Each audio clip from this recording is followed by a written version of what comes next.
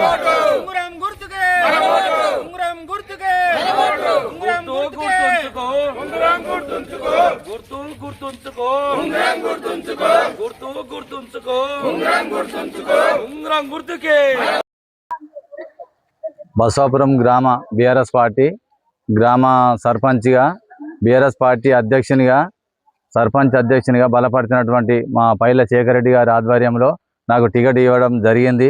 కావున గతంలో కూడా మా పైల శేఖర్ రెడ్డి గారు ఎమ్మెల్యే పదవిలో ఉన్నప్పుడు చేసినటువంటి సంక్షేమ పథకాలు, సీసీ రోడ్లు, డ్రైనేజీలు, ఊరుకు ఉన్నటువంటి ఎలాంటి సమస్యలు ఉన్నా కూడా సార్కు చెప్తే మన కుల సంఘం భవనాలు కానీ, బీసీ సంఘాల భవనాలు కానీ, డ్రైనేజీలు కానీ, పింఛన్లు కానీ, ఎలాంటి మన సీఎం రిలీఫ్ ఫండ్ కానీ, ఏ ఆపద ఉన్నా కూడా సార్ ఇట్లా సంగతి అని చెప్తే, పిల్లలకు స్టడీ గురించి కూడా ఆర్థిక సమస్యలు వెనుకబడి ఉన్నారంటే కూడా సార్ చేసిన సేవలకు కాకపోతే కొన్ని అదృష్టం కొద్దీ మొన్న ఓడిపోయింది కాబట్టి రాబోయే రోజుల్లో మా బీఆర్ఎస్ పార్టీ మళ్ళీ ముందుకు వస్తుంది కాబట్టి ఈ 2.5 సంవత్సరాలు అయితే ఈ కాంగ్రెస్ ప్రభుత్వం పోయినాక మళ్ళీ మా పైల శేఖర్ రెడ్డి గారు వస్తే ఇదివరకు ఇచ్చినటువంటి సర్పంచి కస్తూరి మంజుల శ్రీశైలం గారు కూడా సార్తానికి పోయి కొట్లాడి తీసుకొచ్చి ఎలాంటి సమస్యలు లేకుండా కూడా చేసిండు కాబట్టి అదే విధంగా మళ్ళీ నన్ను గెలిపించినట్టయితే ఈ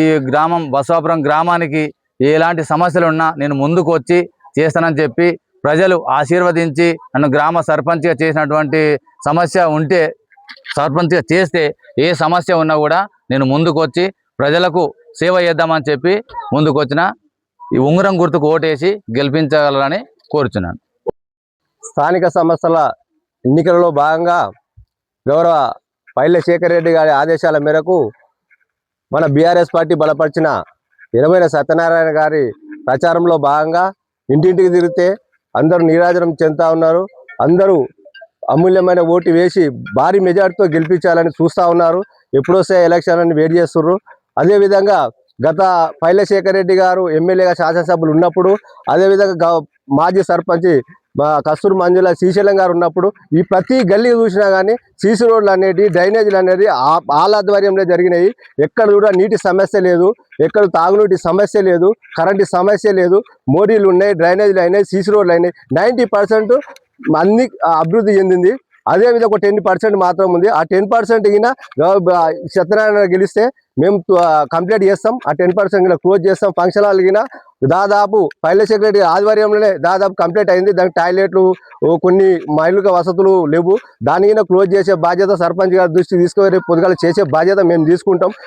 స్కూల్లో కింద టాయిలెట్లు, కొన్ని మౌలిక వసతులు లేవు. దాని కింద కంప్లీట్ చేయించే బాధ్యత మేమే తీసుకుంటాం. గౌరవ మాజీ సర్పంచ్ మంజుల గారి ఆధ్వర్యంలో అదేవిధంగా వచ్చే సర్పంచ్ని మనం గెలిపించుకున్నట్టయితే, మళ్ళీ వార్డు మెంబర్లు మన ప్యానల్ గెలిపించుకున్నట్టయితే కంపల్సరీ డెవలప్ చేసే బాధ్యత ముందుకు తీసుకుంటాం అని కోరుకుంటూ, బాగా పైల శేఖర్ రెడ్డి గారు రానున్న రోజుల్లో ఒక 2 సంవత్సరాలు అయితే మనకు మళ్ళీ మా గవర్నమెంట్ వస్తుంది. మా గవర్నమెంట్ వస్తే ఎక్కడ కుల సంఘాల భవనాలు కానీ రకరకాలుగా ఉపర సంఘం భవనం కావచ్చు, కుల సంఘాల భవనాలు కాబట్టి ఏ భవనమైనా నిర్మించే బాధ్యత. ఎందుకోసం అని అంటే 90% అభివృద్ధి మొత్తం అయిపోయింది కాబట్టి 10% మాత్రమే మిగిలింది కాబట్టి 10% కంప్లీట్ చేసినాక ఈ ఉన్న డెవలప్మెంట్ చేసే వాస్తవాన్ని చెప్పాలంటే ఇలా కాంగ్రెస్ గవర్నమెంట్ ఏం చేస్తుంది? 2 సంవత్సరాలు అయిపోయింది, 2.5 సంవత్సరాలు అయిపోయింది. ఏం చేసింది? కనీసం మన బోనీటి నుంచి బసవాపురం వచ్చే రహదారికి పక్క ఇరువైపులా పెద్ద పెద్ద గుంతలు పడ్డాయి. అదే చచ్చిపోతున్నారు నాయన అని పలు మార్లు ప్రెస్ పేపర్కి ఇచ్చినా కానీ ఇంతవరకు మనకు స్పందించలేదు. కానీ రెండు రోజులు వేస్తాం, 3 రోజులు వేస్తాం, అన్ని కళ్ళబుల్లి మాటలు. కాంగ్రెస్ గవర్నమెంట్ చేసేది ఏముండదు. దయచేసి గమనించండి. ఇది మీరు చూసిరు ఈ 2 సంవత్సరాలు ఏం జరిగింది, గతంలో జరిగిన 5 సంవత్సరాలు ఏం జరిగిందని ప్రజలు గమనిస్తారు. గమనించి మీరు అమూల్యమైన ఓటు సత్యనారాయణ కేసి గెలిపించాలని కోరుతా ఉన్నాం.